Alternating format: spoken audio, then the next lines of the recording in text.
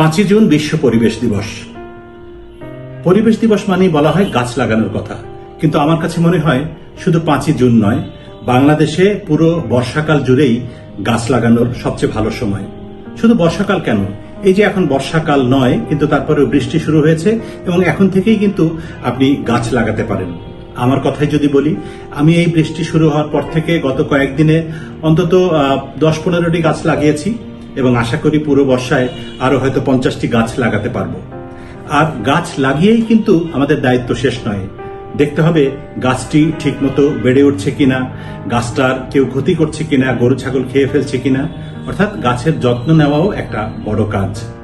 আর গাছ যে আমাদের কত বড় বন্ধু সেটি কি নতুন করে বলার অপেক্ষা রাখে?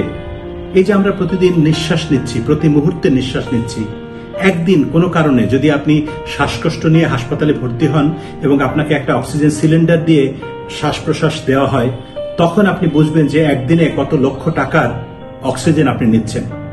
কিন্তু প্রতিদিন আমরা সেই অক্সিজেনটি নিচ্ছি একদম বিনা পয়সায়, গাছ থেকে, পরিবেশ থেকে।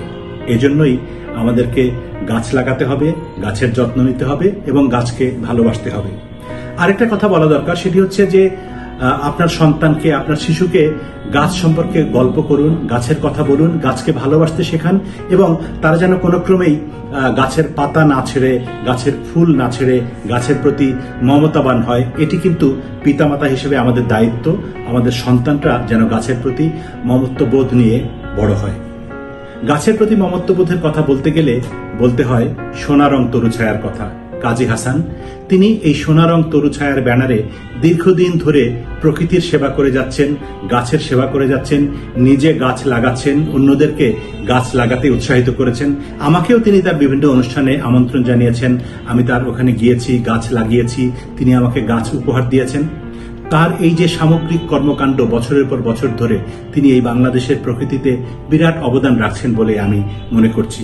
আজকের এই দিনে আমি কাজী হাসান এবং তার সোনারং তরুছায়ার সাফল্য কামনা করি।